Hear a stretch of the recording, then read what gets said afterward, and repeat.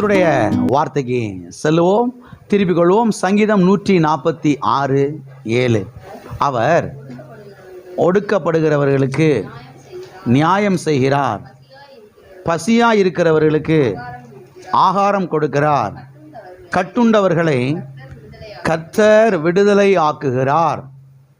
கட்டுண்டவர்களை கர்த்தர் என்ன செய்கிறார்?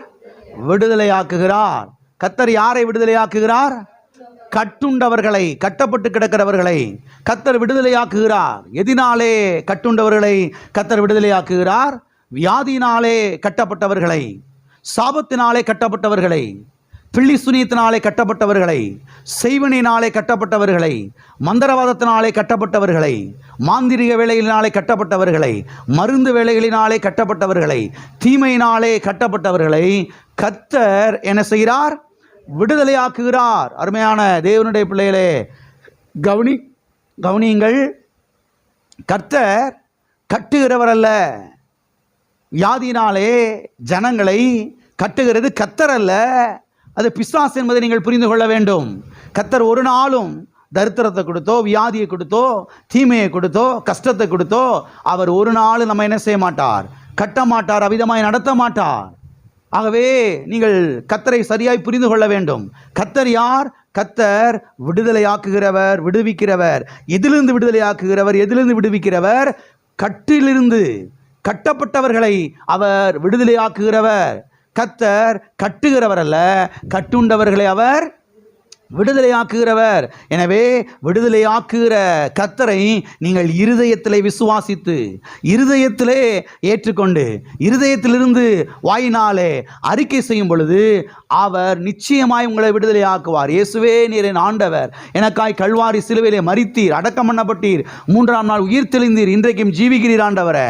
இந்த பாவ கட்டிலிருந்து, இந்த சாப கட்டிலிருந்து, இந்த வியாதி கட்டிலிருந்து, இந்த செய்வன கட்டிலிருந்து என்னை விடுதலையாக்கும், இந்த பிசாசின் தொல்லையிலிருந்து என்னை விடுதலையாக்கும் என்று நீங்கள் இருதயத்தில் விசுவாசித்து வாயினாலே அறிக்கை செய்யும் பொழுது ஆண்டவராய் இயேசு கிறிஸ்து மெய்யாகவே உங்களை விடுதலையாக்குவார். மெய்யான விடுதலை உங்களுக்கு தருவார். மெய்யான சமாதானத்தை அவர் உங்களுக்கு தருவார். ஆகவே ஆண்டவராய் இயேசு கிறிஸ்துவை ஏற்றுக்கொள்ளாதவர்கள் ஆண்டவராய் இயேசு கிறிஸ்துவை நீங்கள் ஏற்றுக்கொள்ளுங்கள்.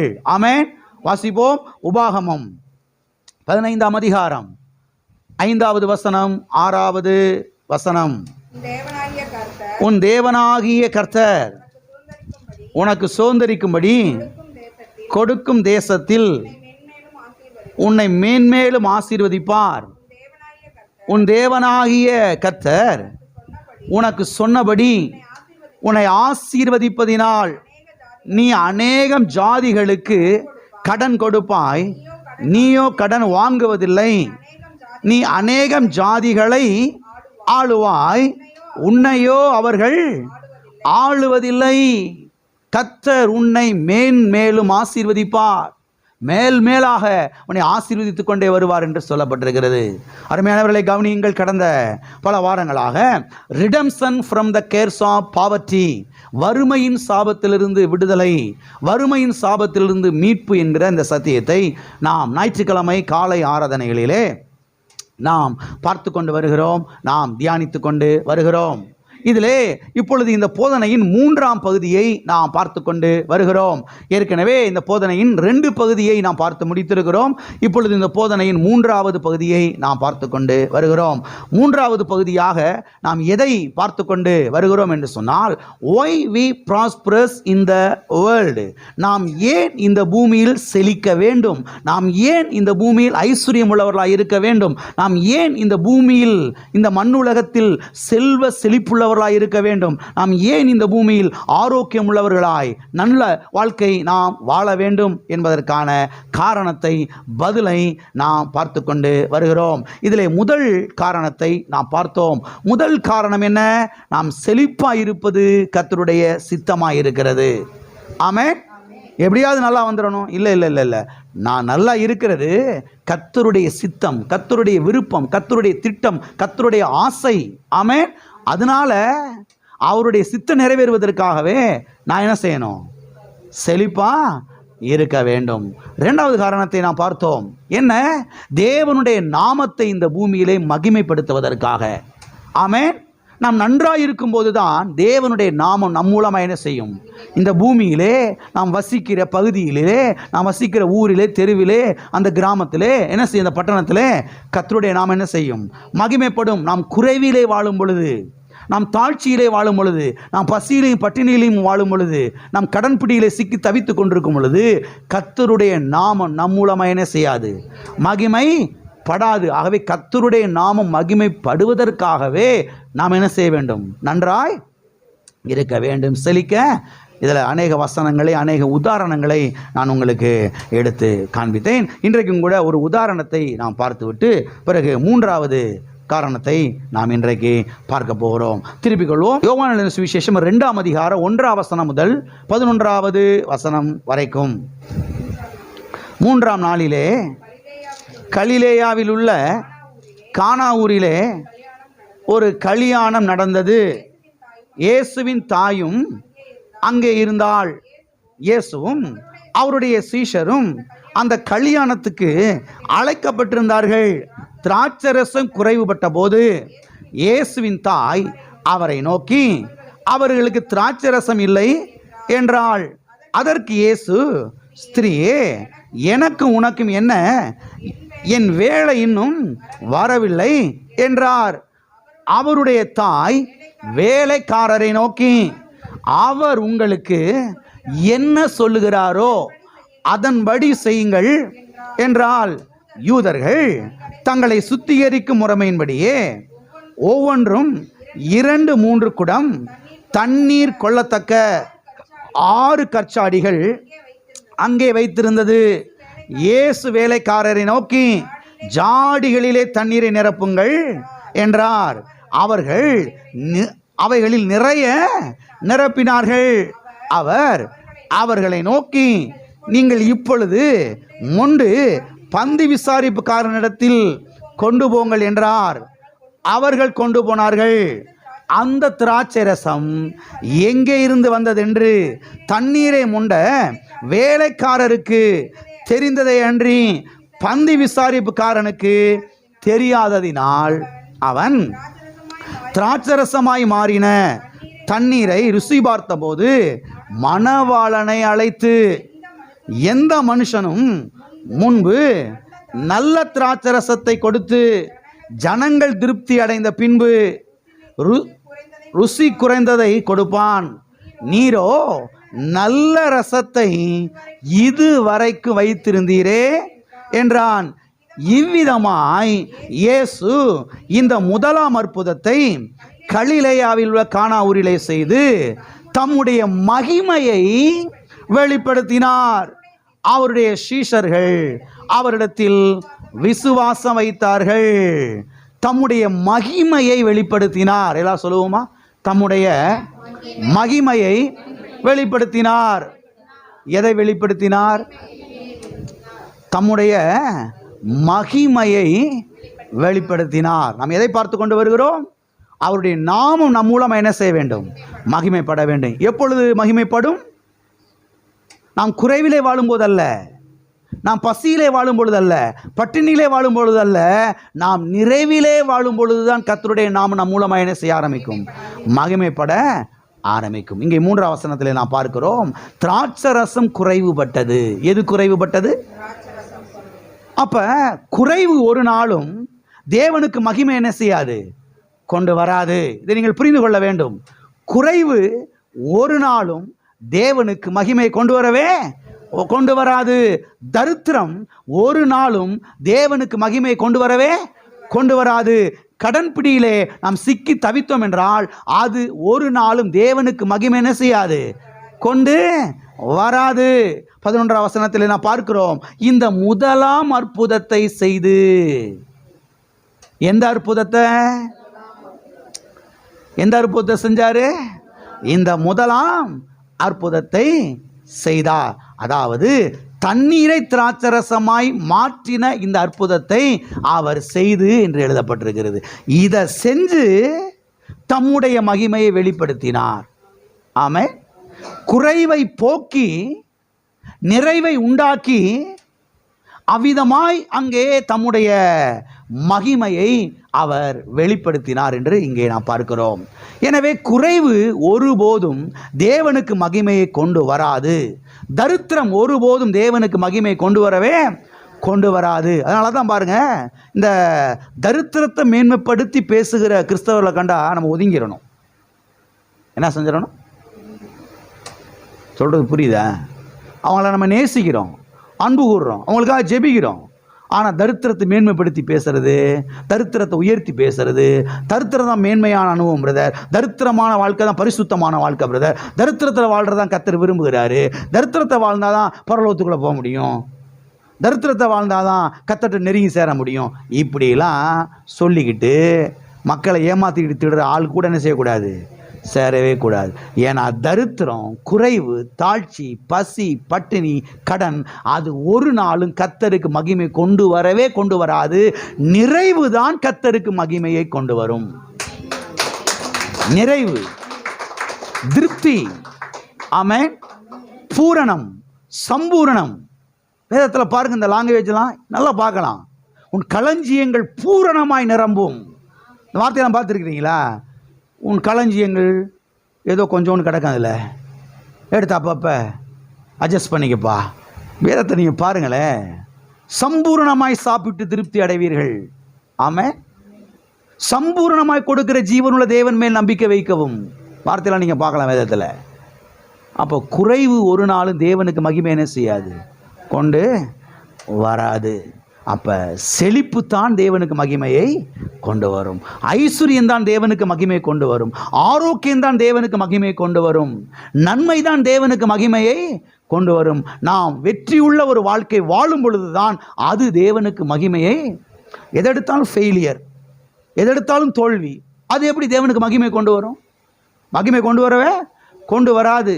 நாம் வெற்றி பெறும் பொழுது தான், நாம் ஜெயிக்கும் பொழுது தான், நாம் செய்கிற காரியங்கள் வாய்க்கும் பொழுது தான், நம்ம ஒரு காரியத்தை செய்யும் பொழுது அதில் ஒரு பெரிய வெற்றியை, அதில் ஒரு பெருக்கத்தை, அதில் ஒரு பெரிய லாபத்தை நம்ம பார்க்கும்போது தான் கர்த்தருடைய நாமம் அதன் மூலமாக என்ன செய்ய ஆரம்பிக்கும்?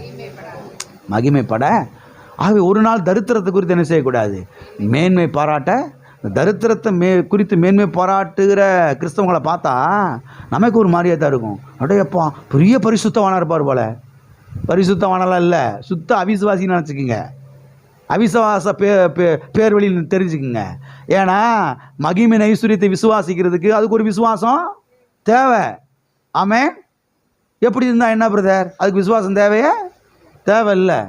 கல்வாரி சிலுவையில் கர்த்தர் சம்பாதித்து வைத்திருக்கிற ஆசீர்வாதத்தை சுதந்திரிப்பதற்கு விசுவாசம் தேவை. எப்படி இருந்தால் என்ன பிரதர்? எப்படி வாழ்ந்தால் என்ன பிரதர் அப்படின்னு சொல்கிறதுக்கு விசுவாசம் தேவை இல்லை. ஆகவே தேவனுடைய பிள்ளைகள் சத்தியத்தை புரிந்து கொள்ள வேண்டும். அது மாத்திரமல்ல, ஆண்டவராய் இயேசு கிறிஸ்து இந்த பூமியிலே மனிதனாய் வாழ்ந்த பொழுது 3 விதமான அற்புதங்களை செய்தார். 3 விதமான அற்புதங்களை அவர் செய்தார். அந்த 3 வருட ஊழியத்திலே ஆண்டவராய் இயேசு கிறிஸ்து 3 விதமான அற்புதத்தை அவர் செய்தார். ஒன்று சுகமளிக்கும் அற்புதம், 2வதாக பாதுகாக்கும் அற்புதம், 3வதாக பொருளாதார அற்புதம். ஒன்று சுகமாக்கும் அற்புதம், 2வதாக பாதுகாக்கும் அற்புதம், 3வதாக பொருளாதார அற்புதம். இதில் இவர் செஞ்ச முதலாவது அற்புதம் என்ன? பொருளாதார அற்புதம். இந்த முதலாவது அற்புதத்தை செய்து தம்முடைய மகிமையை வெளிப்படுத்தினார். கானா ஊரிலே இந்த குறைவை போக்கி, இந்த தாழ்ச்சியை போக்கி, இந்த அவமானத்தை போக்கி இந்த முதலாவது அற்புதத்தை அவர் செய்தார். அப்போ பொருளாதார அற்புதம் எவ்வளோ முக்கியம் பாருங்க. எனவே நீங்கள் அடிக்கடி ஜெபிக்க வேண்டும். எப்படி ஜெபிக்க வேண்டும்? தேவனே, உங்களுடைய நாம மகிமைக்காக இந்த பூமியிலே நான் ஐஸ்வர்யம் உள்ளவனாக இருக்க போகிறேன். என் தம்பிக்கு முன்னால் நான் வந்து காமிக்கணும். ஆண்டவரே, என்ன பண்ண போகிறீங்க? வந்து காமிச்சு யார் பிரேஸ் கொடுக்க போகிறாங்களே? எங்கள் அக்காவுக்கு முன்னால் நான் வந்து என்ன செய்ய போகிறேன்? என் சொந்தக்காரனுக்கு முன்னால் வந்து நான் காட்டுறேன் யாருன்னு காட்டி என்ன போகுது? இந்த தவறான அப்ரோச், தவறான அணுகுமுறை, அப்படி போகக்கூடாது. தேவனே, உம்முடைய நாம மகிமைக்காக இந்த பூமியில் என்ன செய்ய போகிறேன்? நான் ஐஸ்வர்யம் உள்ளவனாய் இருக்க விரும்புகிறேன்.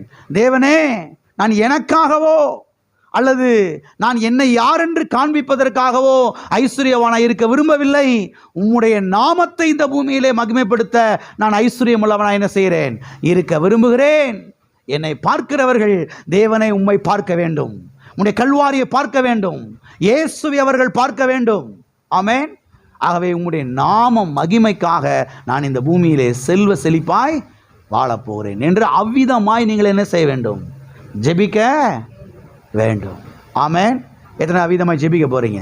எல்லா காரங்களை வைத்து சொல்லுவோம். தேவனே, உம்முடைய நாமம் மகிமைக்காக நான் இந்த பூமியிலே ஐஸ்வர்யவானாய் இருக்க விரும்புகிறேன்.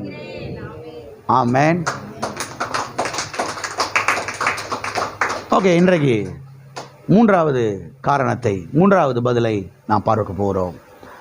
நாம் ஏன் இந்த பூமியில் ஐஸ்வர்யம் உள்ளவர்களாக இருக்க வேண்டும்? நாம் ஏன் இந்த பூமியில் ஐஸ்வர்யம் உள்ளவர்களாக இருக்க வேண்டும் என்பதற்கான மூன்றாவது பதில் என்னவென்று சொன்னால், ஐஸ்வர்யத்தை சம்பாதிக்க பலனை, ஐஸ்வர்யத்தை சம்பாதிக்க கிருபையை, ஐஸ்வர்யத்தை சம்பாதிக்க ஸ்ட்ரென்த்தை, ஐஸ்வர்யத்தை சம்பாதிப்பதற்கான அந்த பொட்டன்சியலை, ஐஸ்வர்யத்தை சம்பாதிப்பதற்கான அந்த சக்தியை, ஐஸ்வர்யத்தை சம்பாதிப்பதற்கான அந்த உன்னத பலனை அவரே நமக்கு கொடுக்கிறபடினாலே நாம் இந்த பூமியிலே ஐஸ்வர்யம் உள்ளவர்களாய் இருக்க வேண்டும். ஆமென். அதுக்காகவே என்ன செய்யணும்? நாம் இந்த பூமியில் ஐஸ்வர்யம் உள்ளவர்களாய் இருக்க வேண்டும். வாசிப்போம். உபாகமம் 8ஆம் அதிகாரம் 18வது வசனம். இன்றைக்கு இந்த 18வது வசனத்தையும் 17வது வசனத்தையும் ஃபோக்கஸ் பண்ண போகிறோம். இப்போ 18வது வசனத்தை நாம் வாசிப்போம். உபாகமம் 8:18. உன் தேவனாகிய கர்த்தரை நினைப்பாயாக, அவரே உன் பிதாக்களுக்கு ஆணையிட்டு கொடுத்த தம்முடைய உடன்படிக்கையை உறுதிப்படுத்தும்படி இந்நாளில் உனக்கு உண்டாயிருக்கிறது போல ஐஸ்வர்யத்தை சம்பாதிப்பதற்கான பலனை உனக்கு கொடுக்கிறவர். ஐஸ்வர்யத்தை சம்பாதிப்பதற்கான பலனை கொடுக்கிறவர். எதை சம்பாதிக்க பலனை கொடுக்கிறவர்? ஐஸ்வர்யத்தை சம்பாதிக்க பலனை கொடுக்கிறவர். எதை கொடுக்கிறவர்? பலனை. ஆமென். பலனை கொடுக்கிறவர், கிருபையை கொடுக்கிறவர், ஞானத்தை கொடுக்கிறவர், யுக்திகளை கொடுக்கிறவர், திட்டங்களை கொடுக்கிறவர், ஆலோசனை கொடுக்கிறவர், அறிவை கொடுக்கிறவர், புத்தியை கொடுக்கிறவர். எதற்கு? ஐஸ்வர்யத்தை சம்பாதிக்க. ஐஸ்வர்யத்தை சம்பாதிக்க. எனவே நாம் ஏன் இந்த பூமியிலே ஐஸ்வர்யம் உள்ளவர்களாக இருக்க வேண்டும் என்றால், ஐஸ்வர்யத்தை சம்பாதிப்பதற்கான பலனை அவரே நமக்கு கொடுக்கிறபடினாலே நாம் இந்த பூமியில் என்ன செய்ய வேண்டும்? செல்வ செழிப்பாய் இருக்க வேண்டும். ஐஸ்வர்யமே கூடாது, ஐஸ்வர்யமே ஆகாது, ஐஸ்வர்யமே இருக்கக்கூடாது என்றால் பிறகு எதற்கு ஐஸ்வர்யத்தை சம்பாதிப்பதற்கான பலனை அவரே நமக்கு கொடுக்கணும்? யோசிக்கிறீங்களா? இன்னைக்கு அநேக கிறிஸ்தவங்க பல சபைகளுக்கு போறவங்க சொல்றாங்க, ஐஸ்வர்யமே கூடாது பிரதர், ஐஸ்வர்யமே இருக்கக்கூடாது பிரதர். சரி, ஐஸ்வர்யமே கூடாது, ஐஸ்வர்யமே ஆகாது, ஐஸ்வர்யம் இருக்கக்கூடாதுன்னா அப்புறம் எதுக்காக ஐஸ்வர்யத்தை சம்பாதிப்பதற்கான பலனை அவரே எனக்கு தரணும்? கொடுக்காம இருந்திருக்கலாமே. ஐஸ்வர்யத்தை சம்பாதிப்பதற்கான பலனை அவர் கொடுக்காம இருந்திருக்கலாமே. இது புரிகிறது? நாம் ஒவ்வொருவரும் பசியிலேயும் பட்டினியிலும் ஏழ்மையிலும் வாழ்வதுதான் அவருடைய சித்தம் என்றால் பிறகு எதற்கு ஐஸ்வர்யத்தை சம்பாதிப்பதற்கான பலன் அவர் நமக்கு தரணும்? உங்களுக்கு புரியுதா? நான் பசியில் தான் இருக்கணும், நான் பட்டினியில் தான் இருக்கணும், நான் ஏழ்மையில் தான் இருக்கணும், நான் தரித்திரத்தெல்லாம் வாழணும், நான் கடனுக்குள்ளே தான் இருக்கணும் அப்படின்னு அவர் விரும்புகிறார்னா பிறகு எதற்காக ஐஸ்வர்யத்தை சம்பாதிப்பதற்கான பலனை அவரே எனக்கு தரணும்? கொடுக்காம இருந்திருக்கலாமே. எத்தனைக்கு புரிகிறது? நாம் ஒவ்வொருவரும் கடன்காரர்களாய்த்தான் இருக்க வேண்டும் என்று தேவன் விரும்புவார் என்றால், பிறகு எதற்கு ஐஸ்வர்யத்தை சம்பாதிப்பதற்கான பலனை அவரே நமக்கு கொடுக்க வேண்டும்? எல்லாம் இருக்கிறீங்களா? எனவே நாம் நன்றாக இருக்க வேண்டும் என்பதற்காகத்தான், நாம் செழிப்புள்ளவர்களாக இருக்க வேண்டும் என்பதற்காகத்தான், நாம் கடன்காரர்களாக இருக்கக்கூடாது என்பதற்காகத்தான் ஐஸ்வர்யத்தை சம்பாதிப்பதற்கான, ஐஸ்வர்யத்தை சவதரிப்பதற்கான அந்த பலனை, அந்த ஸ்ட்ரென்த்தை, அந்த பொட்டன்சியலை, அந்த கிருபையை, அந்த ஞானத்தை, அந்த யுக்தியை, அந்த திட்டத்தை, அந்த அறிவை, அந்த பலனை, அந்த வல்லமையை, அந்த சக்தியை அவரே நமக்கு தருகிறார். ஒவ்வொரு கிறிஸ்தவ விசுவாசியும், ஒவ்வொரு கிறிஸ்தவ பிரசங்கியார்கள் இதை கவனிக்க வேண்டும். ஆமென். அறிவுள்ளவர்களாய் இருக்க வேண்டும், புத்தி உள்ளவர்களாய் இருக்க வேண்டும். புத்தியீனர்களாக, மூடர்களாய் நாம் இருக்கக்கூடாது.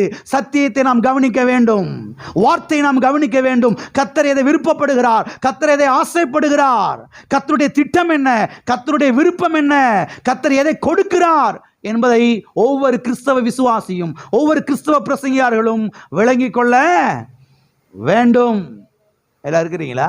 அப்ப ஐஸ்வர்யத்தை சம்பாதிப்பதற்கான பலனை அவரே நமக்கு கொடுக்கிறபடினால நாம இந்த பூமியில நல்லா இருந்துதான் ஆகணும். பக்கத்துல கையப்பிடி சொல்லுங்க, ஐஸ்வர்யத்தை சம்பாதிப்பதற்கான பலனை அவரே உங்களுக்கு கொடுக்கிறாரு.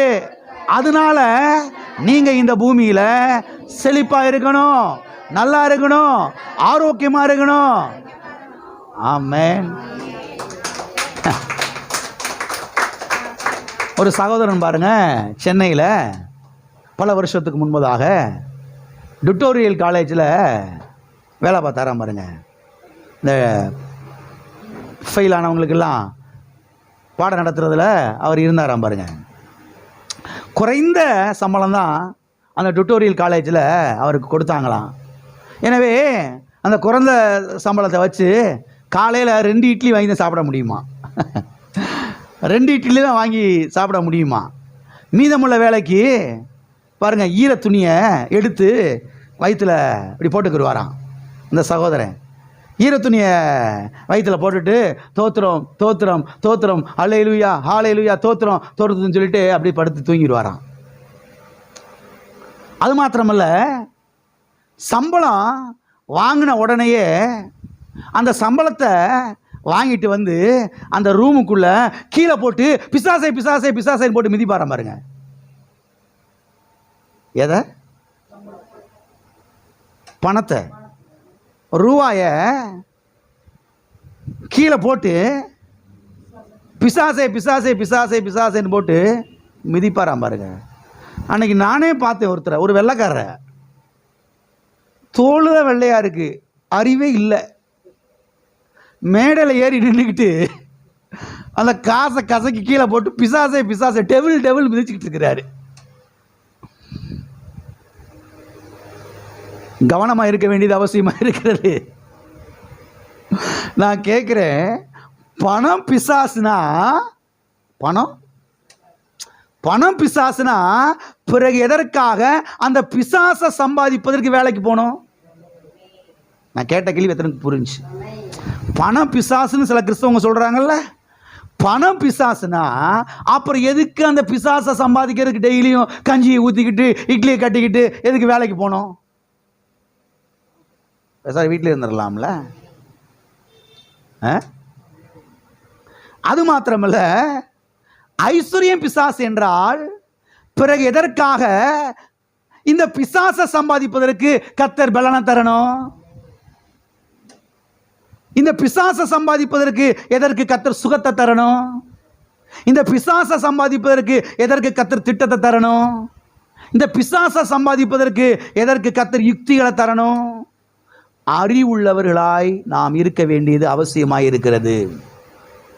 எனவே தேவன் எதற்காக பலனை தருகிறார் என்கிற அறிவு நமக்கு இருந்தால்தான் நாம் இந்த பூமியில் என்ன செய்ய முடியும்? வெற்றி பெற முடியும். ஆமென். ஆகவே புத்தியினர்களாய், அறிவினர்களாய், மூடர்களாய் நாம் என்ன செய்யக்கூடாது? இருக்க கூடாது. சில கிறிஸ்தவங்க அப்படியே சொல்கிறாங்க, பணம் பிசாசு, தங்கம் வெள்ளி பொண்ணு அது என்னது? அது பிசாசு. ஐஸ்வர்யம் அது என்னது? பிசாசு. அது பிசாசுனா அந்த ஐஸ்வர்யத்தை சம்பாதிப்பதற்கு எதற்கு கர்த்தர் பலனை தரணும்? எதுக்கு கிருபையை தரணும்? பேசாட்டில் கொடுக்காமே இருந்திருக்கலாம்ல. எல்லாம் இருக்கிறீங்களா? அது மாத்திரமல்ல, இந்த சகோதரன் ஏன் இப்படி இந்த பணத்தை கீழே போட்டு பிசாசே பிசாசே பிசாசேன்னு மிதிச்சாரு தெரியுமா? ஏன் தெரியுமா? அவங்க சபையில் சொல்லி கொடுத்துருக்குறாங்க, அவங்க பாஸ்டர் சொல்லி கொடுத்துருக்கிறாரு, பணம் பிசாசு அப்படின்னு அவங்க பாஸ்டர் சொல்லி கொடுத்துருக்கிறாரு. ஐஸ்வர்யம் அது பிசாசு என்று சொல்லி கொடுத்துருக்கிறாங்க. ஆகையால் தான் எந்த சபைக்கு போகிறோம் என்பது மிக மிக மிக மிக முக்கியம். எந்த சர்ச்சுக்கு போகிறோம்? எல்லா சர்ச்சும் ஒன்று தான் பாஸ்டர். அங்கேயும் பைபிளை வச்சு தானே பிரசங்கம் பண்ணுறாங்க, அங்கேயும் பைபிள் வச்சு தான் பிரசங்கம் பண்ணுறாங்க. ஆனால் பைபிளிலிருந்து என்ன பிரசங்கம் பண்ணுறாங்க? என்ன பிரசங்கம் பண்ணுறாங்க? என்ன சொல்லிக் கொடுக்குறாங்க? வாழ்வதற்கு சொல்லிக் கொடுக்குறாங்களா, இல்லை சாகிறதுக்கு சொல்லிக் கொடுக்குறாங்களா? சுகமடைகிறதுக்கு சொல்லிக் கொடுக்குறாங்களா, இல்லை வியாதியை கிடக்கிறதுக்கு சொல்லிக் கொடுக்குறாங்களா? வெற்றி அடைவதற்கு சொல்லிக் கொடுக்குறாங்களா, இல்லை தோற்று போவதற்கு சொல்லிக் கொடுக்குறாங்களா? எந்த சபைக்கு போகிறோம் என்பது மிக மிக முக்கியம். சத்தியத்தை போதிக்கிற சபைக்கு, வசனத்தை போதிக்கிற சபைக்கு நாம் போக வேண்டும். அப்படிப்பட்ட சபைக்கு நன்றி உள்ளவர்களாக இருக்க வேண்டும். அப்படிப்பட்ட சபைக்கு உண்மை உள்ளவர்களாக என்ன செய்ய வேண்டும்? நாம் இருக்க வேண்டும். இந்த சகோதரன் டுட்டோரியில் வேலை பார்த்த இந்த சகோதரன் பண பிசாசை பிசாசைன்னு சொல்கிறாரு. அந்த பிசாசை வச்சு 2 இட்லி வாங்கி சாப்பிட்டார். எத்தனை பேருக்கு புரிஞ்சு?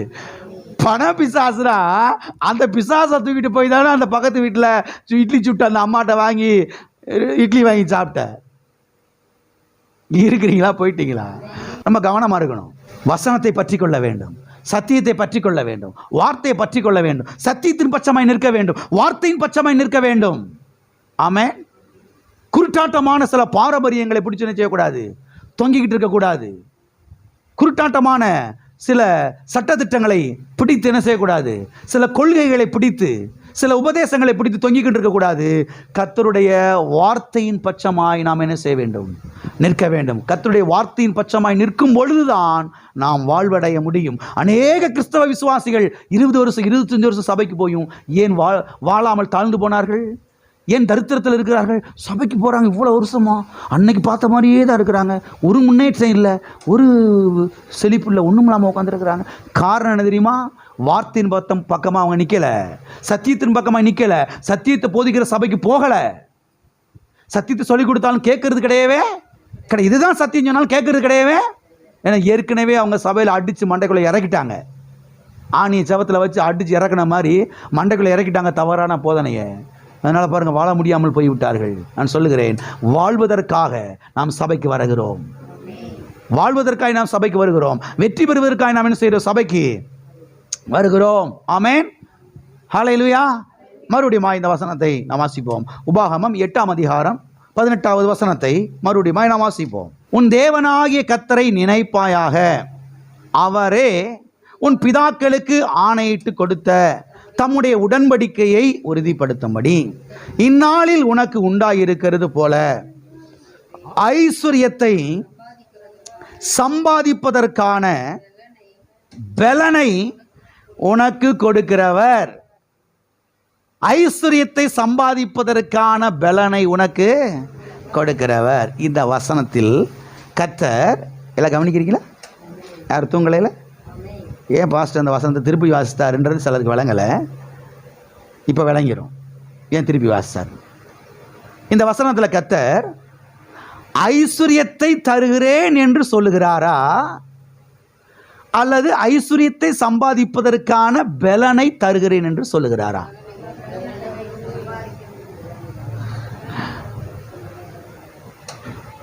கர்த்தர் பணத்தை தருகிறேன் என்று சொல்லுகிறாரா, பணத்தை சம்பாதிப்பதற்கான பலனை தருகிறேன் என்று சொல்லுகிறாரா? இப்படி கேட்டால் தான் உங்களுக்கு புரியும். ஐஸ்வர்யம் கேட்டால் உங்களுக்கு புரியாது. சொல்லுங்க. கர்த்தர் பணத்தை தருகிறேன் என்று சொல்லுகிறாரா, பணத்தை சம்பாதிப்பதற்கான பலனை ஆற்றலை தருகிறேன் என்று அவர் சொல்லுகிறாரா? அநேக வேளைகளிலே நாம் என்ன ஜெபிக்கிறோம்?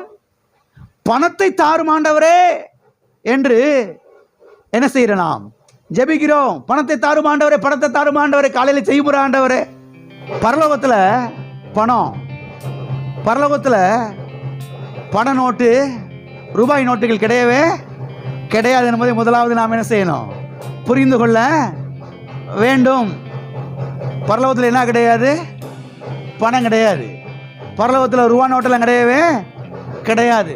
உங்களுக்கு எப்படி பாச தெரியும்? பரலோகத்தில் பணம் கிடையாது, பரலோகத்தில் ரூபா நோட்டெல்லாம் கிடையாதுன்னு சொல்லி உங்களுக்கு எப்படி பாச தெரியும்?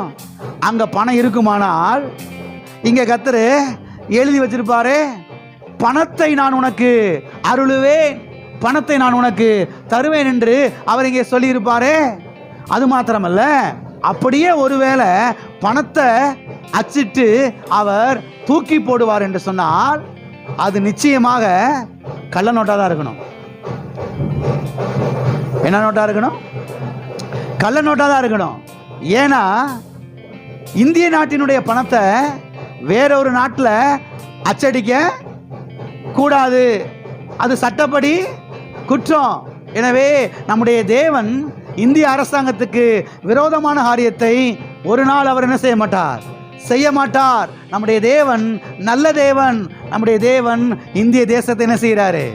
நேசிக்கிறார். எனவே நம்முடைய தேவன் பரலோகத்திலிருந்து கட்டுக்கட்டாக பணத்தை தூக்கி போடுகிற தேவன் அல்ல. அவர் தூக்கி போடவும் மாட்டார்.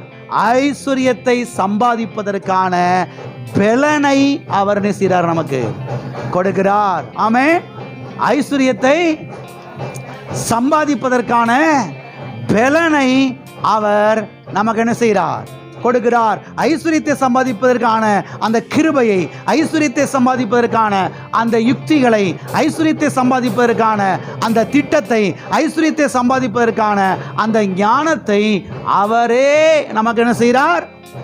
தருகிறார். ஆமென். ஒரு சகோதரன் பாருங்க, ஒரு கம்பெனியில் அவர் வேலை பார்த்துக்கிட்டு இருந்தாரா. திடீர்னு பார்த்தீங்கன்னா அந்த கம்பெனியை இழுத்து மூடிட்டாங்களாம். ரொம்ப வருஷங்களாக வேலை பார்த்தாங்களா, நிறைய ஆயிரக்கணக்கான பேர் வேலை பார்த்தாங்களா. அந்த கம்பெனியை திடீர்னு இழுத்து மூடிட்டாங்களாம். இதான் கம்பெனியை வந்து ரன் பண்ண முடியல, கம்பெனி வந்து நஷ்டத்தில் ஓடுது, எனவே கம்பெனி நாங்கள் மூட போகிறோம்னு சொல்லிட்டு கம்பெனி இழுத்து மூடிட்டாங்களாம். அது மாத்திரமல்ல, எல்லாருக்கும் சேர வேண்டிய பணத்தை எல்லோரும் பாருங்க அவங்க செட்டில் பண்ணிட்டாங்களாம். ஆகவே எப்படி பிழைக்க போகிறோம், எப்படி வாழ போகிறோம், என்ன செய்ய போகிறோம் அப்படின்னு சொல்லி பாருங்க அந்த கம்பெனியில் வேலை பார்த்த எல்லாரும் பாருங்கள் பல இடங்களுக்கு ஓடுனாங்களாம். குடும்பத்தை நடத்த முடியாது, குடும்பத்தை காப்பாற்ற முடியாது, கையில் பணம் இல்லையே, சம்பாத்தியம் இல்லையே, வேலை இல்லையே, பணத்தை வர அவங்க கொடுத்துட்டாங்க, இந்த பணத்தை வச்சு சாப்பிட்டா எவ்வளோ நாளைக்கு சாப்பிட முடியும் அப்படின்னு சொல்லி எல்லா பேரும் பாருங்கள் பல இடங்களுக்கு வேலை தேடி ஓடிட்டாங்களாம். பாருங்க இந்த ஒரு சகோதரன் மாத்திரம் ரசிக்கப்பட்டிருந்தாராம், சபைக்கு போயிட்டு இருந்தாராம். அதனால் வேலை போயிடுச்சேன்னு சொல்லி கவலைப்படாமல் இந்த மனுஷன் என்ன பண்ணாரா, ரூமை பூட்டிட்டு நைட்டும் பகலுமாக சத்திய வேதத்தை வாசிக்க ஆரம்பித்தாராம். பாருங்க சத்திய வேதத்தை நைட்டும் பகலுமா வாசித்து கொண்டே வந்தாராம். பாருங்க கிட்டத்தட்ட 1 மாதங்களாக எங்கேயுமே வேலை தேடி போலையாம், எந்த ஒரு கம்பெனிக்குமே போலையாம். பாருங்க உட்காந்து வேதத்தை மணிக்கணக்கில் வாசிச்சுட்டே இருந்தாராம். ஜெபம் பண்ண, வேதத்தை வாசிக்க, ஜெபம் பண்ண, வேதத்தை வாசிக்க, இப்படியே இருந்தாரா. இப்படியே வாசிச்சுக்கிட்டே வரும் பொழுது மத்தேயு 5ஆம் அதிகாரம் 13ஆம் வசனத்தை அவர் வாசித்து தியானித்தாராம். பாருங்க அந்த வசனம் சொல்லுகிறது, நீங்கள் பூமிக்கு உப்பாய் இருக்கிறீர்கள், நீங்கள் பூமிக்கு உப்பாய் இருக்கிறீர்கள் என்று ஆண்டவர் அங்கே சொல்லுகிறார். ஆகவே இந்த வசனத்தை வாசித்து கொண்டே இருக்கும் பொழுது அவருக்குள்ள பரிசுத்த ஆவியானவர் சொன்னாரா, தம்பி நீ ஏன் உப்பு வியாபாரம் பண்ணக்கூடாது, நீ ஏன் உப்பு வியாபாரம் பண்ணக்கூடாது, உப்பு வியாபாரம் பண்ணலாமே அப்படின்னு சொல்லி கர்த்தர் சொன்னாராம். பாருங்க பரிசுத்த ஆவியின் உணர்த்தினாராம். ஆகவே கம்பெனியில் கொடுத்த அந்த பணமெல்லாம் வீட்டில் இருக்குது. ஆகவே எங்கே உப்பு ஹோல்சேலில் மொத்த வியாபாரத்தில் கொடுக்குறாங்களோ அங்கே போய் உப்பை வாங்கி ஒரு சைக்கிளை வாங்கி அதை சைக்கிளை ஏற்றி ஒவ்வொரு கிராமமாக போய் ஒவ்வொரு தெருவாக போய் நாம் விற்கலாம் அப்படின்னு சொல்லி பாருங்கள் முயற்சி எடுத்து சைக்கிளை வாங்கினாராம். அந்த உப்பு மூடையை வாங்கினாராம் பாருங்க. வாங்கி சைக்கிளை ஏற்றிக்கிட்டு ஒவ்வொரு தெருவாக போய் அவர் உப்பு விற்றாராம் பாருங்க. உப்பு விற்றா நல்ல லாபம், நல்ல வருமானம். மற்ற ஏரியாவெலாம் போய் கொடுக்க முடியலையா பாருங்க. இந்த ஏரியாவுக்கு போனால் அந்த ஏரியாவுக்கு போக முடியல, அந்த ஏரியாவுக்கு போனால் இந்த ஏரியாவுக்கு போக முடியல. அதனால் அவர் யோசித்தாரா, சம்பளத்துக்கு ஆட்களை போட்டு நாம் என்ன செய்வோம், இந்த வேலையை பார்ப்போம். நாம் ஒரு ஊருக்கு போவோம், இன்னும் 2-3 பேருக்கு மூட்டையை வாங்கி கொடுத்து நீங்கள் இந்த ஏரியாவுக்கு போங்க, இந்த ஏரியாவுக்கு போங்கப்பா, உங்களுக்கு ஒரு நாளைக்கு இவ்வளோ சம்பளம் அப்படின்னு சொல்லி சம்பளத்தை கொடுத்துருவோம் சொல்லி ஒரு 2-3 ஆட்களுக்கு மூடையெல்லாம் வாங்கி கொடுத்து அவங்கள அந்த பகுதிக்கு அனுப்பிச்சாராம் பாருங்க. அதுவும் நல்ல லாபத்தை கொடுத்துச்சான். இன்னும் 10-15 பேர், 20 பேர், 30 பேர் இப்படியே பெருகிட்டாங்களாம். கடைசியில் பார்த்தாராம், பெசாட்டில் உப்பை நிறைய லாரியில் வாங்கிட்டு வந்து ஒரு குடோனை வாங்கி அந்த குடோனில் வச்சு சில்லறை வியாபாரிகளுக்கு என்ன செய்வோம், நாம் இதை செய்வோம் அப்படின்னு சொல்லி பாருங்க. அவர் இடத்த பிடிச்சி அந்த இடத்துல உப்பு மூடையெல்லாம் கொண்டு வந்து அடுக்கி வச்சு சில்லறை வியாபாரிகளுக்கு அதை அவர் வந்து விற்க ஆரம்பிச்சாராம் பாருங்க. சரியான லாபம், நல்ல பெருக்கம். கொஞ்ச நாள் கழிச்சு ஒரு ஐடியா வந்துச்சா, உப்பை அப்படியே கப்பல்ல இருந்து வாங்கி அப்படியே இன்னொரு கப்பலில் மாற்றி அப்படிப்பட்ட பிஸ்னஸை பண்ணுறதுக்கு கர்த்தர் ஐடியா கொடுத்தாராம் பாருங்க. அதையும் பண்ணாராம். வெளிநாடுகளுக்கு உப்பெல்லாம் ஏற்றி அதை எக்ஸ்போர்ட் பண்ணுறதுக்கு கர்த்தர் அப்படிப்பட்ட ஞானத்தையும் அறிவையும் கொடுத்தாராம் பாருங்க. நல்ல ஒரு செழிப்புள்ள மனுஷனா அவர் மாறிட்டாராம் பாருங்க. சத்தியவேதம் சொல்லுகிறது, ஐஸ்வர்யத்தை சம்பாதிப்பதற்கான பலனை அவரே உனக்கு தருகிறார். ஐஸ்வர்யத்தை சம்பாதிப்பதற்கான, ஐஸ்வர்யத்தை அல்ல, ஐஸ்வர்யத்தை சம்பாதிப்பதற்கான பலனை, ஐஸ்வர்யத்தை சம்பாதிப்பதற்கான கிருபையை, ஐஸ்வர்யத்தை சம்பாதிப்பதற்கான அந்த யுக்திகளை, ஐஸ்வர்யத்தை சம்பாதிப்பதற்கான அந்த திட்டத்தை அவரே உனக்கு என்ன செய்கிறார், தருகிறார். ஆமென். எல்லா காரணங்களுக்கும் சொல்லுவோம், ஐஸ்வர்யத்தை சம்பாதிப்பதற்கான பலனை தேவனே எனக்கு கொடுக்கிறார். ஐஸ்வர்யத்தை சம்பாதிப்பதற்கான யுக்திகளை, திட்டங்களை, ஞானத்தை, ஆற்றலை அவரே எனக்கு கொடுக்கிறார். ஹல்லேலூயா. ஆகவே மணிக்கணக்கில் கர்த்தருடைய பிரசன்னத்தில் அமர்ந்து, கர்த்தருடைய வார்த்தையில் அமர்ந்து நல்ல வேதத்தை தியானிக்கும் பொழுது தான் கர்த்தர் உங்களுக்கு ஐடியாவை கொடுப்பாரு. வெற்றி பெறுவதற்கு வழி சொல்கிறேன், கவனிங்க. பல இடங்களுக்கு அப்படியே ஓடி ஓடி அங்கே ஓடி இங்கே ஓடி இங்கே ஓடி ஓடிக்கிட்டே தெரிஞ்சோம்னா என்ன செய்ய முடியாது, வெற்றி பெற முடியாது.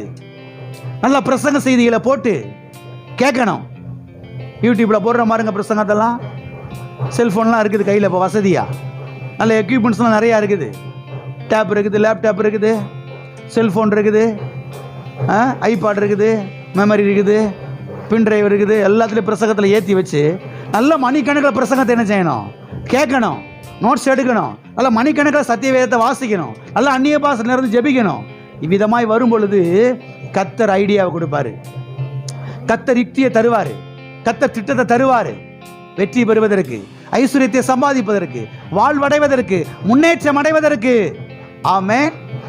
ஆகவே தேவனுடைய பிள்ளைகள் அதிகமாய் கர்த்தருடைய வார்த்தை என்ன செய்ய வேண்டும், வாஞ்சிக்க வேண்டும். அவர் ஐஸ்வர்யத்தை சம்பாதிப்பதற்கான பலனை நமக்கு என்ன செய்கிறார், தருகிறார். ஹல்லேலூயா. வாசிப்போம். 2 பேதுரு 1ஆம் அதிகாரம் 3வது வசனம். தம்முடைய மகிமையினாலும் காருண்யத்தினாலும் நம்மை அழைத்தவரை அறிகிற அறிவினாலே ஜீவனுக்கும் தேவ பக்திக்கு வேண்டிய யாவற்றையும் அவருடைய திவ்ய வல்லமையானது நமக்கு தந்த அருளினதும் அன்றி. இங்கே நாம் பார்க்கிறோம், ஜீவனுக்கும் தேவ பக்திக்கு வேண்டிய யாவற்றையும் அவருடைய திவ்ய வல்லமை தந்தருளுகிறது என்று. ஜீவனுக்கும் தேவ பக்திக்கும் இந்த வசனத்திலே 2 காரியங்கள் சொல்லப்பட்டிருக்கிறது. ஜீவனுக்கும் தேவ பக்திக்கும். எல்லாரும் சொல்லுவோமா? ஜீவனுக்கும் தேவ பக்திக்கும். ஜீவனுக்கும் தேவ பக்திக்கும். ஹல்லேலூயா. ஜீவனுக்கு வேண்டிய யாவும் என்றால் என்ன அர்த்தம்? இந்த பூமியிலே வாழ்வதற்கு வேண்டிய சகலவிதமான நன்மைகள் என்று அர்த்தம். இந்த பூமியிலே வாழ்வதற்குரிய சகலவிதமான ஆசீர்வாதங்கள் என்று அர்த்தம். அதாவது ஐஸ்வர்யத்தை சம்பாதிக்க வேண்டிய பலனையும் ஆற்றலையும் சக்தியையும் அவருடைய திவ்ய வல்லமையானது நமக்கு தருகிறது என்று இங்கே சொல்லப்பட்டிருக்கிறது. ஆகவே கர்த்தர் எதை தருகிறார்? ஐஸ்வர்யத்தை சம்பாதிப்பதற்கான பலனை தருகிறார். ஆமென். ஜீவனை தருகிறார், ஞானத்தை தருகிறார், கிருபையை தருகிறார். ஆகவே நாம் ஏன் இந்த பூமியிலே ஐஸ்வர்யம் உள்ளவர்களாய் இருக்க வேண்டும்? நாம் ஏன் இந்த பூமியிலே வெற்றியுள்ளவர்களாய் இருக்க வேண்டும்? நாம் ஏன் இந்த பூமியிலே செழிப்புள்ளவர்களாய் இருக்க வேண்டும்? ஐஸ்வர்யத்தை சம்பாதிப்பதற்கான பலனை அவரே நமக்கு தருகிறபடினாலே. ஆமென். வாசிப்போம். யோபுவின் புஸ்தகம் 1ஆம் அதிகாரம் 10வது வசனம். நீர் அவனையும் அவன் வீட்டையும் அவனுக்கு உண்டான எல்லாவற்றையும் சுற்றி வேலி அடைக்கவில்லையோ?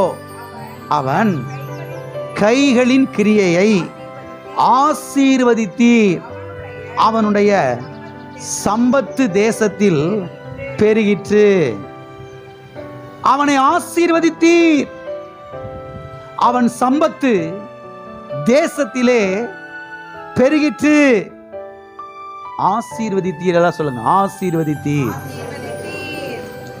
blessing இல்லையா? blessing மீனிங் எபிலிட்டி என்று அர்த்தம். ஆற்றல், வல்லமை, சக்தி என்று அர்த்தம். அவன் கைகளின் கிரியைகளை ஆசீர்வதித்தீர்.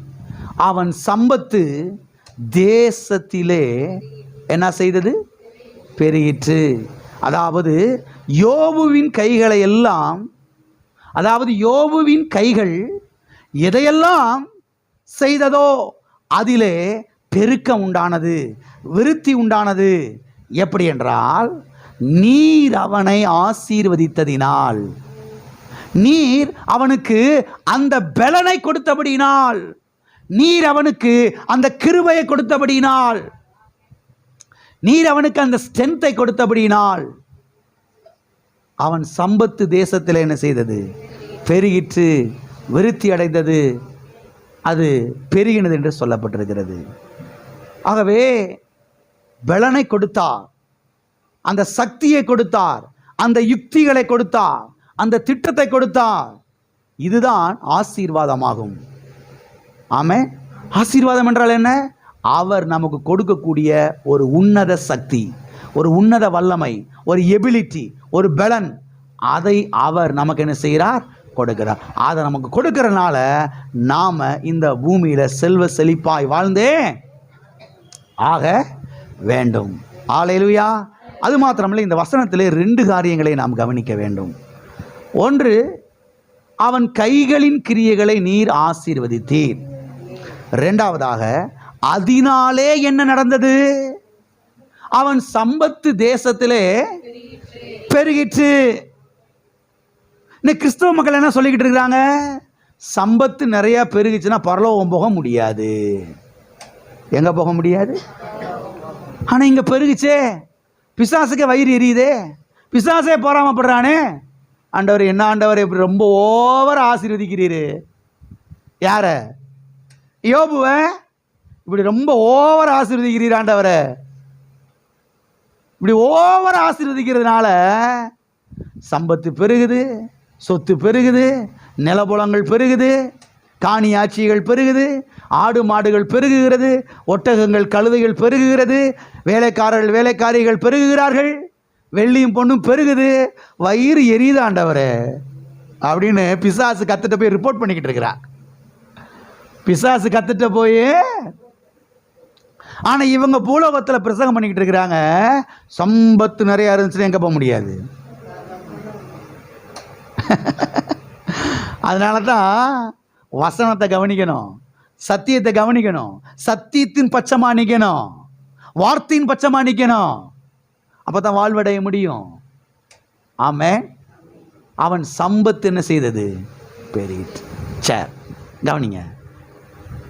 அவனை ஆசீர்வதித்தீர், அவனுக்கு சம்பத்து பெருகிட்டு. இதெல்லாம் சொன்னது யாரு? இதெல்லாம் சொன்னது யாரு? சாத்தான் சொல்லுகிறான். சாத்தானுக்கு தெரிஞ்சது கூட இன்னைக்கு சில கிறிஸ்தவர்களுக்கு தெரியல, கிறிஸ்தவ பிரசங்கியார்களுக்கு தெரியல. கர்த்தர் ஆசீர்வதிக்கிறதுனால தான், கர்த்தர் அந்த கிருபையை கொடுக்கறதுனால தான், கர்த்தர் அந்த பலனை கொடுக்கறதுனால தான் ஐஸ்வர்யம் பெருகுது, செழிப்பு உண்டாகுது, சம்பத்து பெருகுது, ஆடு மாடுகள் பெருகிறது என்பது சாத்தானுக்கு விளங்குது. யாருக்கு விளங்க மாட்டேங்குது? கிறிஸ்தவங்களுக்கு, கிறிஸ்தவ பிரசங்கியார்களுக்கு விளங்க. நான் சொல்றேன், உங்களுக்கு விளங்கணும். எத்தனைக்கு விளங்குச்சு? கர்த்தர் ஆசீர்வதிக்கிறதுனால தான் எது பெருகுது? சம்பத்து, ஐஸ்வர்யம், வளமை, வாழ்வு என்ன செய்யுது? உண்டாகுது. ஆமென். ஆகவே நாம் ஏன் இந்த பூமியிலே செழிக்க வேண்டும், நாம் ஏன் இந்த பூமியிலே நன்றாக இருக்க வேண்டும் என்றால், அவர் ஆசீர்வதிக்கிறதுனால, ஐஸ்வர்யத்தை சம்பாதிப்பதற்கான பலனை அவரே நமக்கு கொடுக்கிறதுனால நாம் என்ன செய்யணும்? இந்த பூமியில் செழிப்புள்ளவர்களாய், ஐஸ்வர்யம் உள்ளவர்களாய் வாழ்ந்தே ஆக வேண்டும். வாசிப்போம். 1 நாளாகமம் 29ஆம் அதிகாரம் 2வது வசனம். நான் என்னாலே இயன்ற மட்டும் என் தேவனுடைய ஆலயத்துக்கு என்று பொன் வேலைக்கு பொன்னையும், வெள்ளி வேலைக்கு வெள்ளியையும், வெண்கலத்தையும், வெண்கல வேலைக்கு வெண்கலத்தையும், இரும்பு வேலைக்கு இரும்பையும், மர வேலைக்கு மரத்தையும், பதிக்கப்படத்தக்க காந்தியுள்ள கற்களையும், பல வருண கற்களையும், விலையேற பெற்ற சகலவித இரத்தினங்களையும், வெண்கற்பாலங்களையும், கோமேதக முதலிய கற்களையும் ஏராளமாய் சவதரித்தேன். சவதரித்தேன் என்றால் சம்பாதித்தேன் என்று அர்த்தம். ஏராளமாய் சவதரித்தேன். கொஞ்சம் நஞ்சம் கிடையாது, ஏராளமாய், குவியல் குவியலாய், ரூம் ரூமா அடைச்சி வச்சிருக்கிறேன். சவதரித்தேன். எதற்காக? தேவனுடைய ஆலயம் கட்டப்படுவதற்காக சம்பாதித்தேன், சவதரித்தேன். எனக்குன்னு ஒரு பங்கை நான் எடுத்து வச்சிட்டேன். ஆனால் நான் சம்பாதிக்கும் போதெல்லாம் அதில் ஒரு பங்கை எடுத்து என்ன செஞ்சிருக்கிறேன்? ஆலயம் கட்டப்படுவதற்காகவே என்ன செஞ்சிருக்கிறேன்? சம்பாதிச்சு வச்சிருக்கிறேன். அதை லிஸ்ட் போட்டு இங்கே சொல்றாரு.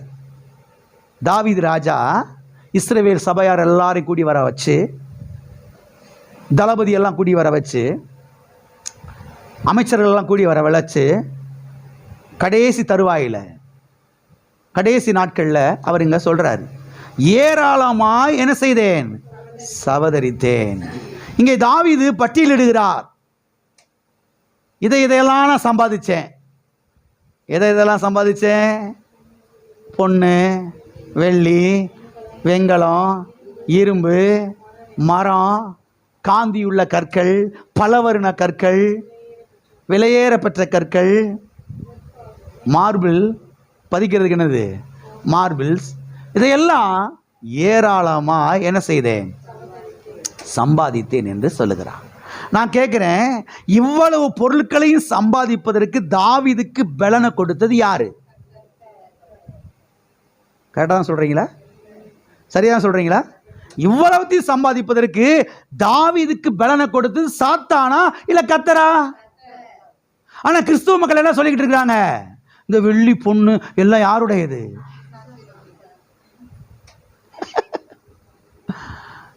எவ்வளத்தையும் சம்பாதிப்பதற்கு பலனை கொடுத்தது கர்த்தருங்க. ஐஸ்வர்யத்தை சம்பாதிப்பதற்கு பலனை கொடுக்கிற நம்முடைய தேவனாகிய கர்த்தர் தான் இவ்வளவு பலனையும் தாவீதுக்கு என்ன செஞ்சாரு? கொடுத்தாரு. ஆகையால் தான் தாவீது சொல்லுகிறார், எவரையும் மேன்மைப்படுத்தவும் பலப்படுத்தவும் உம்முடைய கரத்தினாலே ஆகும் என்று. இப்ப வாசிங்க 12வது வசனத்தை. ஐஸ்வர்யமும் கனமும் உம்மாலே வருகிறது. யாராலே வருகிறது? எது வருகிறது? ஐஸ்வர்யமும் கனமும். ஆமென். ஐஸ்வர்யமே கூடாது, ஐஸ்வர்யமே ஆகாது, ஐஸ்வர்யம் இருந்தால் பரலோகமே போக முடியாதுன்னா, இப்போ நான் உங்கள்கிட்ட ஒரு கேள்வி கேட்குறேன். தாவீது பரலோகத்தில் இருக்கிறாரா இல்லை பாதாளத்தில் இருக்கிறாரா? யோசித்து சொல்கிறீங்களா? தாவீது பரலோகத்தில் இருக்கிறாரா இல்லை பாதாளத்தில் இருக்கிறாரா? பரலோகத்தில் தான் இருக்கிறாரு. அவர் தான் இங்கே சொல்றாரு, ஐஸ்வர்யமும் கனமும் மதிப்பும் மரியாதையும் உம்மாலே வருகிறது. ஐஸ்வர்யம் ஒருத்தனுக்கு வரும் பொழுது ஆட்டோமேட்டிக்காக இது வந்துடும். ஆனால் ஒரு வேளையில் ஒரு ரூபாய் கூட மதிக்க மாட்டேன். நான் ஆண்டவருக்காக 20 வருஷமா நான் செருப்பே போடுறதில்ல. மெடலாக கொடுத்தாங்க 20 வருஷமா ஐயா சர்ச்சுக்கு போனதுனால செருப்பு போடலையா? ஒரு ரூபாய் உன் பக்கத்தில் வரலை, ஒரு ரூபாய் உன்னை மதிக்கலை, ஒரு ரூபாய் உன்னை கூப்பிட்டு ஒரு ஆலோசனை கேட்கல. ஐஸ்வர்யம் வரும் பொழுது மதிப்பு மரியாதை என்ன செய்கிறது? தானாவே வருகிறது. ஐஸ்வர்யமும் கனமும் உம்மாலே வருகிறது, கர்த்தராலே வருகிறது என்று இங்கே தாவீது சொல்லுகிறதை நாம் பார்க்கிறோம். வாசிப்போம் தொடர்ந்து.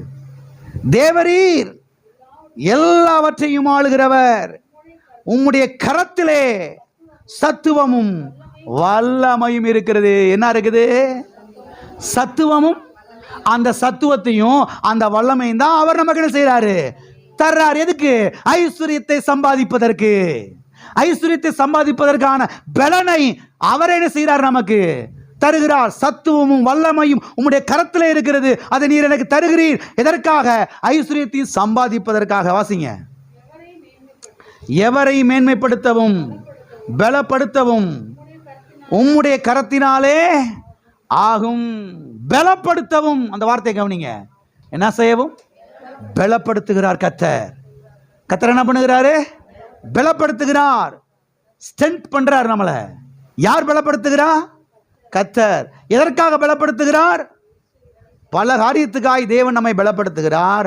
அதுல ஒன்று எதற்காகனா, ஐஸ்வர்யத்தை சம்பாதிப்பதற்காக என்ன செய்கிறார்? நம்மை பலப்படுத்துகிறார். இப்பொழுது இருக்கிற இந்த நிலைமையிலிருந்து முன்னேறி செல்வதற்காக அவர் நம்மை என்ன செய்கிறார்? ஆகவே சபைக்கு வந்த அதை போலவே 20 வருஷம் என்ன செய்யக்கூடாது? சபைக்கு அந்த முதல் நாள்ல இருந்து இன்ன வரைக்கும் நான் அப்படியே இருக்கீங்க வெளியே சொல்லக்கூடாது. முன்னேறி இருக்கணும், வெற்றி பெற்றிருக்கணும். ஆமென். அப்ப கர்த்தர் எதற்காக பலனை தர்றாரு? முன்னேறி செல்வதற்காக, மேல்நிலைக்கு வருவதற்காக, வெற்றி பெறுவதற்காக, ஆசீர்வதிக்கப்படுவதற்காக அவர் நமக்கு பலனை என்ன செய்கிறாரு? தருகிறார். ஆமென். ஆகவே வசனங்கள்லாம் வாசித்தோம். ஆசீர்வதிக்கிறாரு, பலனை தர்றாரு, அது மூலமாய் சம்பத்து பெருகுகிறது. ஆமென். ஏராளமாய் சபதரித்தேன்.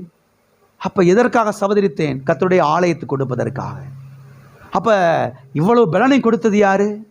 கர்த்தர். இதெல்லாம் சத்திய வேதத்தில் ஆழமாய் கவனிக்க வேண்டும். ஆகவே ஒரு காரியத்தை நீங்கள் புரிந்து கொள்ளுங்கள். அது என்ன? நாம் ஏன் இந்த பூமியிலே செழிக்க வேண்டும் என்றால், நன்றாக இருக்க வேண்டும் என்றால், ஐஸ்வர்யமுள்ளவர்களாக இருக்க வேண்டும் என்றால், ஐஸ்வர்யத்தை சம்பாதிப்பதற்கான பலனை அவரே நமக்கு கொடுக்கிறபடினாலே. ஆமென். பல வருஷத்துக்கு முன்பதாக சென்னையில் ஒரு சகோதரன் பாருங்க, அவர் ரட்சிக்கப்பட்டு சபைக்கு வந்தாராம் பாருங்க. அதாவது 10ஆம் வகுப்பு தான் படிச்சிருந்தாராம். அதுக்கு மேலே படிக்க முடியல. நல்லா ட்ரிங்க்ஸ் அடித்து, எப்பயுமே ட்ரிங்க்ஸ்லாம் இருப்பாராம் பாருங்க. கண்ணுங்கள்லாம் வெளியில் அப்படியே சிவப்பு கடலில் தொங்குமா. ஆட்களை பார்க்கக்கூட முடியாதான் பாருங்க. எப்பயுமே அடிச்சுக்கிட்டே இருக்கிறது. வீட்டுக்கும் பிரயோஜனம் இல்லை, நாட்டுக்கும் பிரயோஜனம் இல்லை, ஒன்றும். எப்பயுமே தண்ணி அடிச்சுக்கிட்டே அப்படியே பேனு இருக்கிறது. போதைப் பொருளுக்கு அடிமை. யாரோ சுவிசேஷத்தை சொல்லியிருக்கிறாங்க. இயேசு ஆண்டவரை ஏற்றுக்கொண்டிருக்கிறாரு. சபைக்கு வந்தாராம் பாருங்க. சபைக்கு வர்றதுக்கு கூட பாருங்க ஒன்றுமே இல்லையா பாருங்க. ஒரு ஓட்ட சைக்கிள் தான் வச்சுருந்தாராம். அந்த ஓட்ட சைக்கிளில் தான் மிதிக்க முடியாமல் மிதித்து சபைக்கு வாஞ்சையாக ஓடி வருவாராம் பாருங்க. பாருங்க, அநேக மாதங்களாக சபைக்கு தொடர்ந்து வந்து வசனத்தை கேட்டாராம் பாருங்க. தசமபாகம் காணிக்க கொடுக்குறது கூட 2 ரூபா இருக்காதான். ரொம்ப கஷ்டமாக இருக்குமா பாருங்க. 2 ரூபா தான் இருக்குமா. அதுவே சங்கடப்பட்டுக்கிட்டு தான் அப்படியே தசமபாகம் போய்ட்டு காணிக்கை போட்டு வரான் பாருங்க. அப்போ வசனத்தை கேட்டு சபைக்குள்ளே வந்து நாட்டப்பட்டு இப்படி வந்து கொண்டு வந்த நாட்களில் அவருக்கு ஒரு வேலை கிடச்சிச்சான். என்ன வேலைன்னா, சவுதி அரேபியாவில் எண்ணெய் கிணறுல வேலை பார்க்குறதுக்கு வேலை கிடச்சிச்சான்.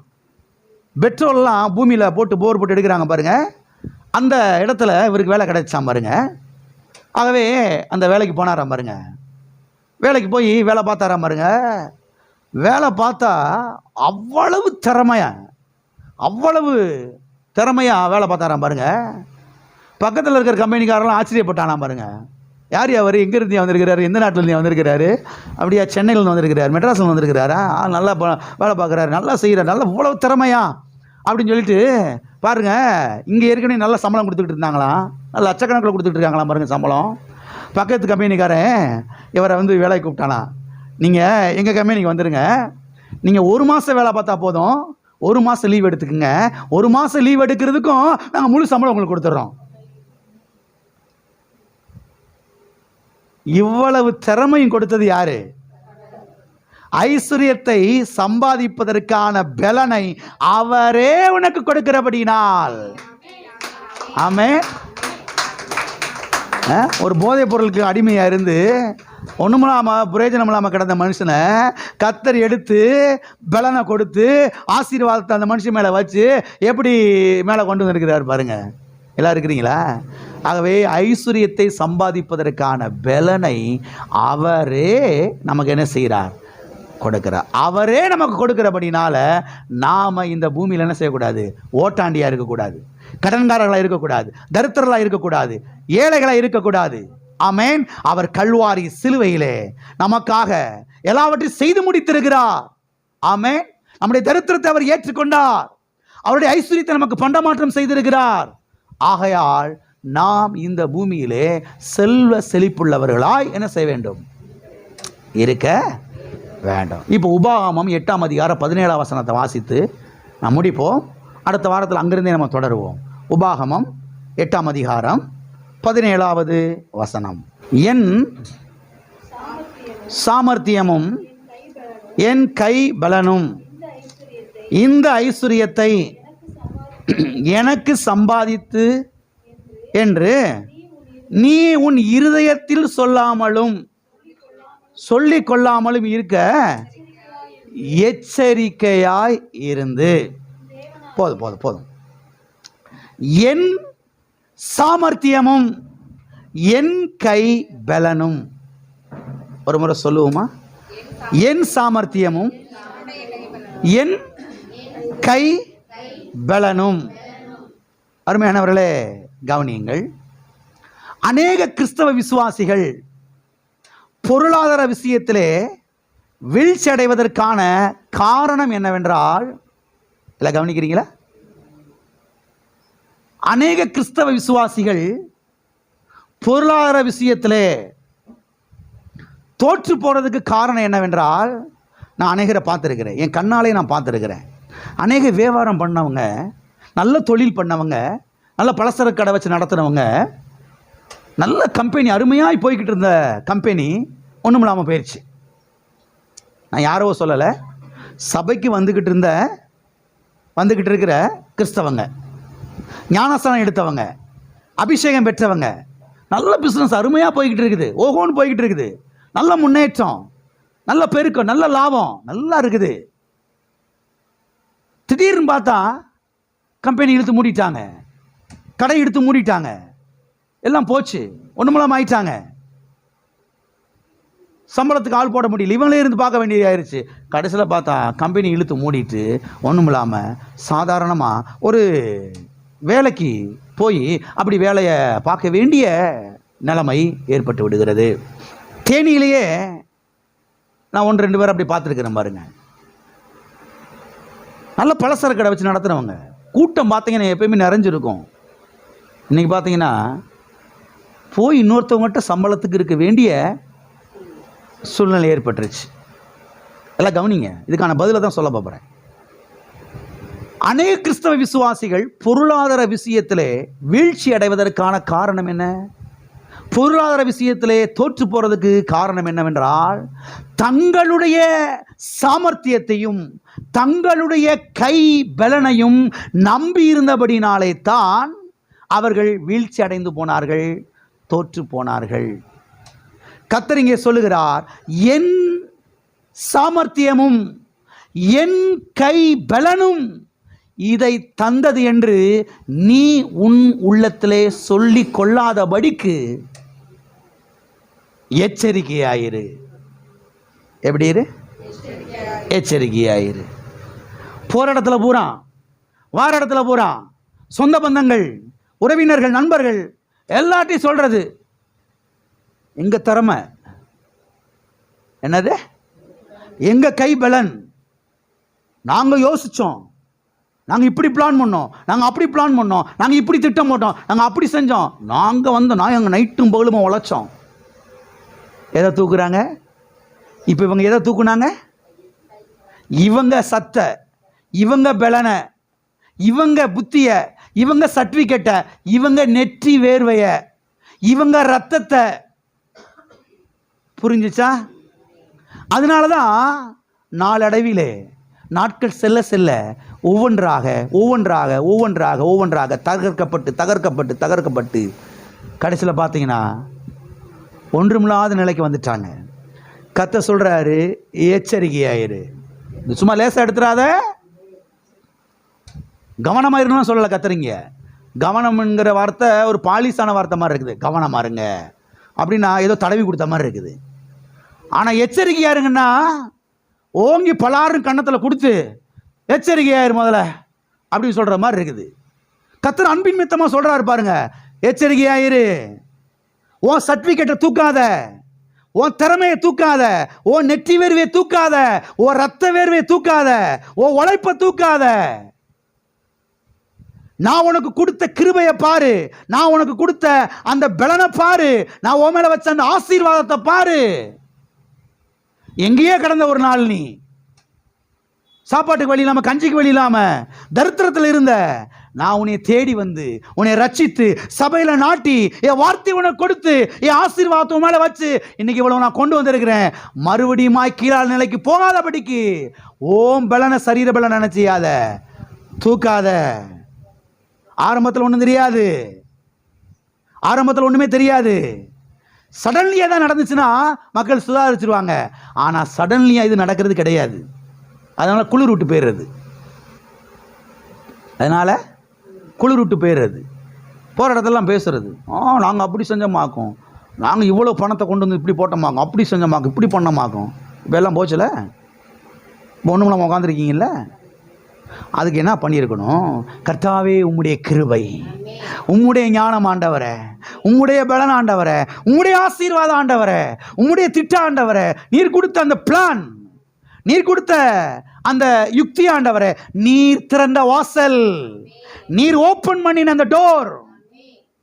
ஆமென். ஒரு கம்பெனியில் ஆர்டர் எடுக்க போகும்போது அங்க நீர் பேசினீர், அங்க நீர் தயவை உண்டாக்கினீர், அங்க நீர் எனக்கு ஆர்டரை வாங்கி கொடுத்தீர் ஆண்டவரே. ஆமென். நான் திறமையா பேசினேன். எப்படி திரும்ப பேசினேன்? அப்படி பேசி வாங்க வச்சிட்டேன்ல. இப்போ எல்லாம் போச்சுல. கிறிஸ்தவர்கள் தோற்று போனதுக்கு, பொருளாதார விஷயத்திலே தோற்று போனதற்கு, ஆசீர்வாதத்தை இழந்து போனதுக்கு காரணத்தை சொல்லிக் கொண்டிருக்கிறேன். கவனியுங்கள். என் சாமர்த்தியமும் என் கை பலனும் என்று உன் இருதயத்தில் சொல்லிக் கொள்ளாதபடிக்கு என்ன செய்து எச்சரிக்கையாய். ஆகவே கர்த்தர் எச்சரிக்கிறார். நாம் தோற்று போகாமல் இருப்பதற்காக, நாம் வெட்கப்பட்டு போகாமல் இருப்பதற்காக கர்த்தர் எச்சரிக்கிறார், ஆலோசனை கொடுக்கிறார். ஆகவே உங்களுடைய நண்பர்கள் மத்தியிலே, உங்களுடைய உறவினர்கள் மத்தியிலே, உங்களுடைய சிநேகிதர்கள் மத்தியிலே யாரை உயர்த்தி பேசுகிறீர்கள், எதை உயர்த்தி பேசுகிறீர்கள் என்பதை குறித்து எச்சரிக்கையாயிருங்கள். அவங்க ஒரு மாதிரி நினச்சிக்கிடுவாங்க. என்ன நினச்சிக்கிடுவாங்க? அன்னைக்கு 5 பைசா கூட இல்லாமல் தெருவில் நின்னப்ப யார் வந்து உதவி செஞ்சா, யார் வந்து காப்பாத்தினா, யார் பலப்படுத்தினா, யார் தைரியப்படுத்தினா, யார் ரட்சித்தா? எனக்காய் ஜீவனை கொடுத்த இயேசு, அவர் தான் காப்பாற்றினார். எந்த உறவினர்களை என்னை காப்பாற்றல, எந்த நண்பர்களை என்னை தூக்கி விடல, கர்த்தரே என்னை தூக்கி விட்டார். ஆகவே நண்பர்களை பார்க்கும் பொழுது தைரியமா சொல்லணும், இது ஏன் கை சாமர்த்தியம் கிடையாது, இது ஏன் கை பலன் கிடையாது. என் ஆண்டவராய் இயேசு கிறிஸ்துவுடைய கிருபை, அவர் கொடுத்த ஞானம், அவர் கொடுத்த கிருபை, அவர் கொடுத்த திட்டம், அவர் ஓபன் பண்ணின டோர். ஆமென். அதனால தான் அப்படி வந்துச்சுன்னு சொல்லி தைரியமா நீங்க பேசும்போது தான் அவனுக்குள்ள என்ன செய்யும், ஒரு தாக்கம் ஏற்படும். நாமளும் இந்த இயேசுவை ஏற்றுக்கொள்ளும் பொழுது நம்முடைய வாழ்க்கையும் செழிப்படையும் என்று அவனுக்குள்ள என்ன செய்யும், ஒரு தாக்கம் ஏற்படும்.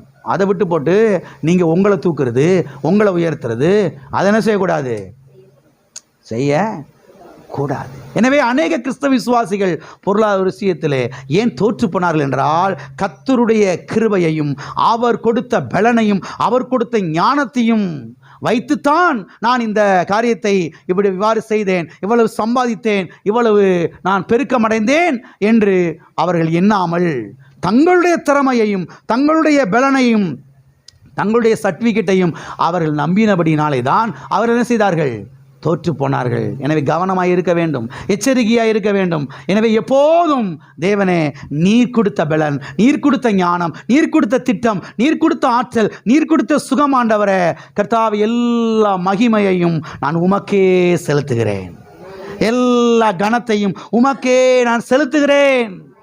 தேவனே, உம்முடைய ஞானத்தை நான் சார்ந்து கொள்கிறேன், உம்முடைய கல்வாரியை சார்ந்து கொள்கிறேன், உம்முடைய இரத்தத்தை நான் சார்ந்து கொள்கிறேன். ஆமென். உம்முடைய கல்வாரி பாடுகளை நான் சார்ந்து கொள்கிறேன். நான் சொல்கிறேன், இந்த இடத்துக்கு வருவோம் என்றால் நாம் வாழ்ந்திருப்போம், நாம் கீழே விழமாட்டோம். ஆமென்.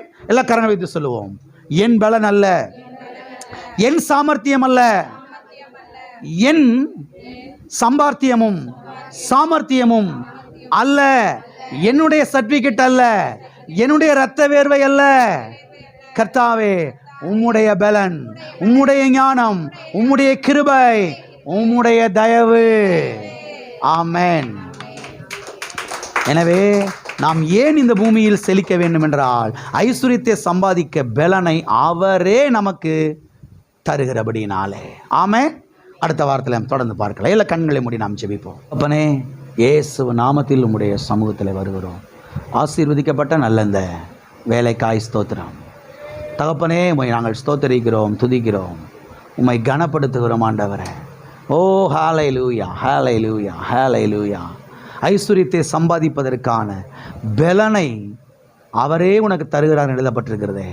வந்திருக்கிற ஒவ்வொரு பிள்ளைகளுக்கும் கர்த்தாவே, எங்கள் சபை பிள்ளைகள் ஒவ்வொருவருக்கும் ஐஸ்வரியத்தை சம்பாதிப்பதற்கு பலனை, கிருபையை, யுக்தியை, திட்டத்தை, ஞானத்தை நீரே தருகிறீர் என்று நாங்கள் விசுவாசிக்கிறோம். பிள்ளைகள் இப்போ இருக்கிற இந்த நிலையிலிருந்து மேலான நிலைக்கு வர உடைய கிருபை அருளுகிறீர். அருக்காய் ஸ்தோத்திரம். கடன் எல்லாம் அடைத்து முடிக்க பிள்ளைகளுக்கு கிருபை செய்கிறீர். அருக்காய் நன்றி. இயேசுவின் நாமத்தில் நிறைவு உண்டாகட்டும். இயேசுவின் நாமத்தில் பிதாவே.